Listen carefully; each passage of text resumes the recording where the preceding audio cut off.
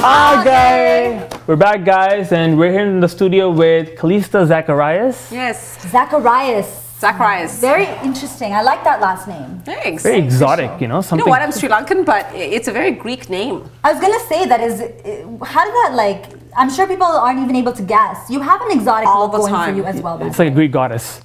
I will take that. Look at you. What do they normally guess? Where are you from? You know what? I get everything from Trinidad, and I mix with like Chinese and Indian. Like I get like really weird things. Call me weird. I see a little bit of Mexican. Yeah, well, a little bit. I get a little bit. I get that every now and then too. I don't know why. Mexican Angelina. Okay, now you're pushing it. Okay. I don't know about. Okay. It's a good guess. Well, you know, you have all the different look. I want to ask you, being South Asian, not a lot of roles are catered, you know, towards you. So is it hard to find work that appeals to you or even caters to you? I wouldn't say that there's not a lot of work out there. There's tons of works, but as a South Asian, yes, not everything is written for you.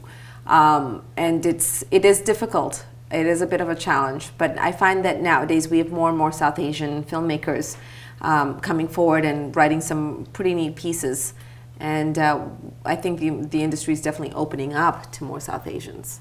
Kalista, was there ever a point where you were frustrated with the industry because, I know you were mentioning this to us before, just with the lack of opportunities for South Asians, aside from the stereotypical South Asian? I think it is frustrating because you want to perform, you want to work, and you're eager, and you know you can handle the role and all of that stuff, but if it's written for a totally different ethnicity, if it's a Caucasian role, or if it's a Hispanic role, or if it's a very specific role, and if you look on some of these sites like Casting Workbook and things like that, most of the breakdowns that do come out are not intended for South Asians. And so it is a challenge and it is frustrating.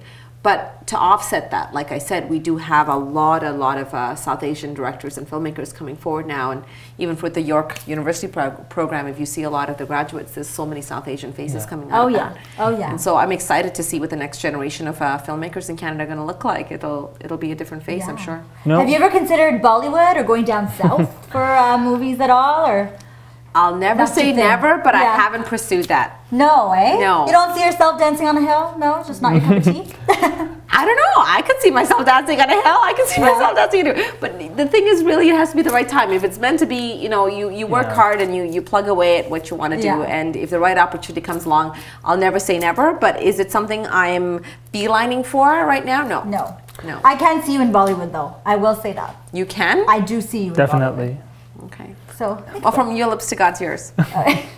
Now, apart from acting, you know, you also are working on your own book. Yes. Tell us about that.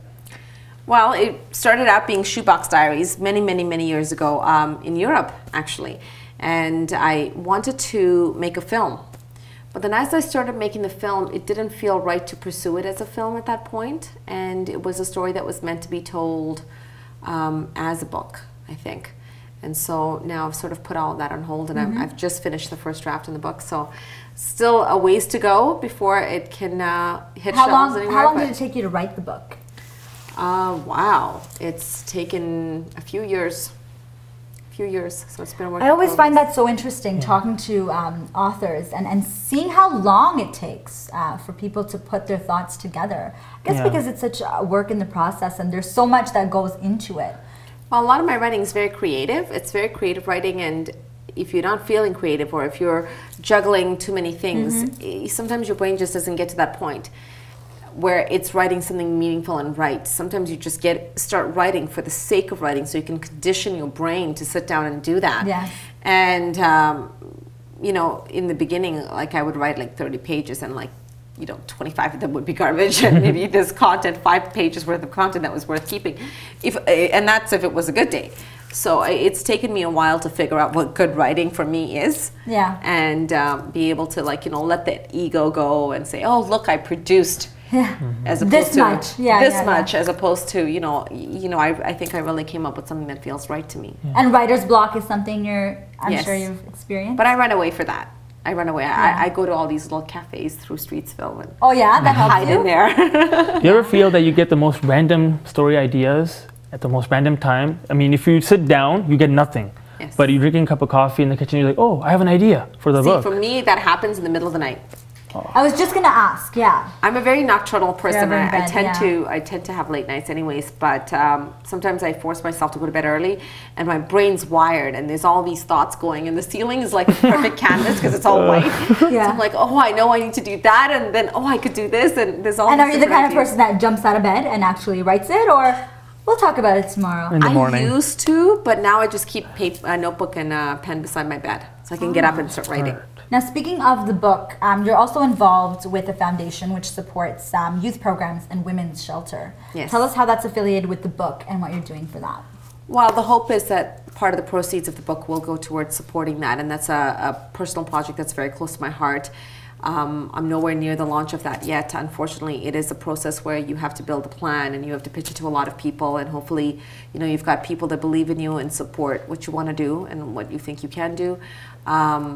And so I'm at the stage where I've pitched it, so the plan's all ready and set to go, but we need to get some funding behind us, and hopefully we'll get some support for it. A year, 2 years, have you sort of set out a kind of time frame for yourself? Do you know how long you'll think it takes, or is that sort of something you just completely left out? You know what, I used to do a lot of that. I used to try to project, and I find that when you try to project, sometimes, especially when you are trying to create awareness and change, even though you have the best of intentions and you can work really hard towards it, and you're not the only one who's a deciding factor in a lot of these things. And if things don't pan out, it's a disappointment to a lot of people. And this was supposed to have come out at this time and it hasn't. So I've learned to sort of not place those types of expectations on myself. I know that I work hard towards it. I know I do a little bit towards it every day if I can. And hopefully, if things come together, they do. But in terms of a time, it's not entirely dependent on me. There's, especially when you're looking for government funding, it tends to take its own due time and due course. So hopefully you'll be hearing something about it soon. But right now, as far as an imminent launch date, I don't have one yet. Are we also gonna, hear about your short film? I think you're working on some. Yes, I just finished last year. Actually, we did a short, and it's still in post. So it's about a homeless guy, and we're hoping to get it out to some festivals and get some visibility for it. So excited about that. So I see that you're creating your own work, so you can put yourself in it too, and that's really interesting. If there's a role that would have me in it, I'd be a good candidate for it, then yeah. But I find that most of the stuff that I come up with, it's not necessarily for me, because yes, I'm an actor and I'm a performer, but when you write something, it's about the project, and it takes on a life of its own, and sometimes you're not a part of that picture. Yeah. So it's about who's the best person for it, and sometimes the best person for it is not you. Someone else, yeah. It's hard to recognize that, though. It is. Yeah. It is, because initially you want to write all the stuff for yourself. And you don't intend you don't intend for that, but then you write it and then you're like, yeah, I can see myself doing this. Hard not to be a little biased, right? Yeah, but hopefully you can get over that and say, oh yeah. Yeah, I probably would not make a good homeless old man. Yes. I think I need to pass that one off. Yeah, I think it takes a smart person to do that. I've seen a lot of your commercials, and a lot of them are really fun. Now, you're working on films like Snow, which are obviously very long-term. And commercials, I assume, would be something that is more short and I'm assuming fun. Yes. Do you have fun with commercials? I do. I find that I don't do as much commercial work these days, just between the film and life and the book, and there's just a lot of things happening. But I do enjoy commercial work a lot. I think one of the most fun shoots that I was ever on was I did a bedhead. Bedhead. I was just gonna say. You're playing with the bear and you're moving around. Yeah, that was a lot of fun. It's a Bedhead is a couture pajama company, and they're out in LA. If you go there, you have to pick one up. And Martha Stewart loves it. So we were like doing this whole promo for it, and we got to try out all the stuff, and they were so sweet. They sent us all these these robes and stuff that you get to keep after. And it was, so it was not only was it a fun sign up for some commercials. So you have to send us, some referrals here. We need to get ourselves some free stuff. But anyways, what are you working on right now? And very importantly, what is next for you? Well, right now I am working on really getting this book done, and editing is a very, very tedious, gut-wrenching, and you have to look at it and go, well, I just finished writing all of this, and do I have to do it all now? Yeah. But you have to go through that process, and it is a very time-consuming process. And then of course we're with the release of the film, so there's a lot of promoting for that, and hopefully we'll be going to some other cities across Canada. So hopefully we'll be busy with a bunch of that stuff. But reading one script right now, just finished auditioning as well for a couple of projects. So waiting to hear back. Very nice. Next 10 years, Kalista, where do you see yourself? Wherever I'm supposed to be, I'll be. I have no idea. I find that every day I wake up and I'm like, what's happening in my world today? Yeah. So I don't really have a plan. I just, as long as I'm with my kids and I'm happy and I'm healthy and I'm doing something I love, it doesn't matter. Well, you're talented. We know wherever you'll be in a great place. For sure. And what's the best way for your fans and people to connect with you? Yes, someone wants to find out about Snow, about Kalista, your commercials, your work. Your book. All about you. There's so many places. Wait, I'm going to give you a list. Twitter, I'm on Twitter as One Kalista, and if you go on Facebook, you can just search me into Kalista, and that's Kalista. But definitely do check out the film. It's snowthefilm.com. Absolutely. And you can search for snowthefilm.com on Twitter as well.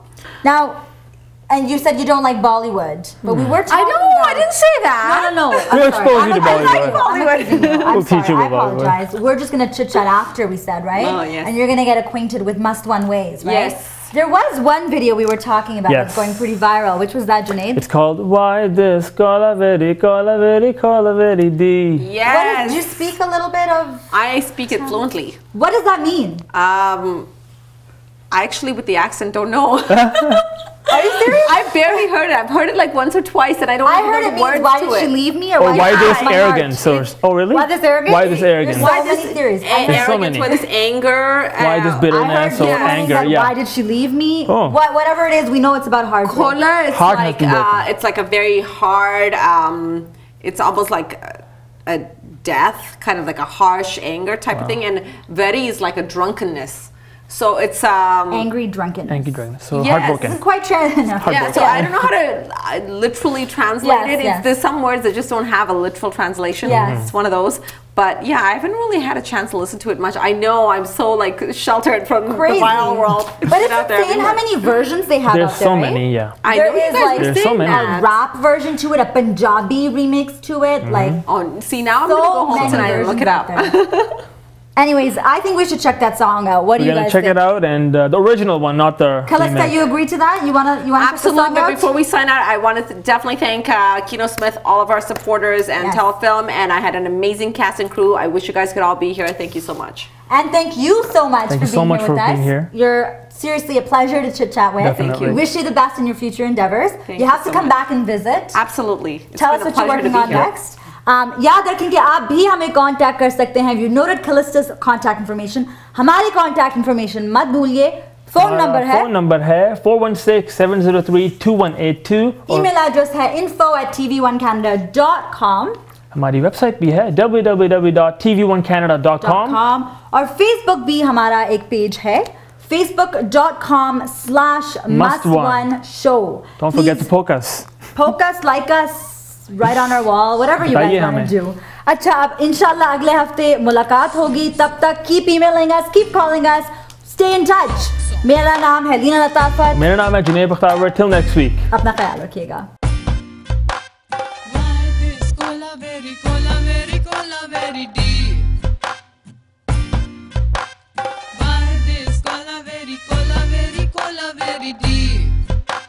Rhythm correct. Very deep. Maintain, please. Deep. Distance moon color white background night color black. Why this color very deep? Why this color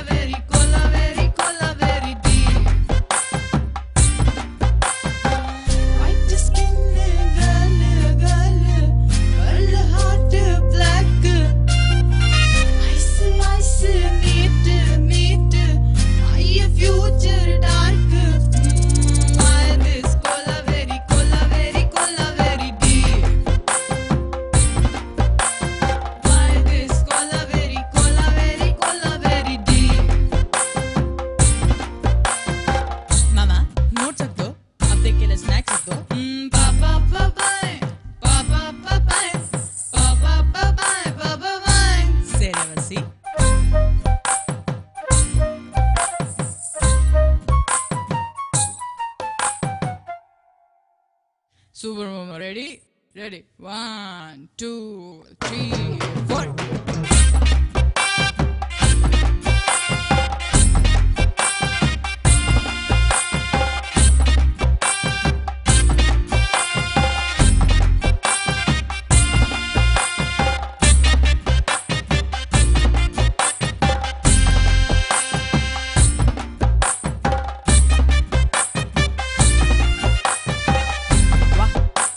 Change over, mama. Okay, mama. Now tune change, yeah? Kaila glass. Only English, yeah? Hand la glass. Glass la scotch. Eyes full of tear. Empty life. Welcome. Life forever secure.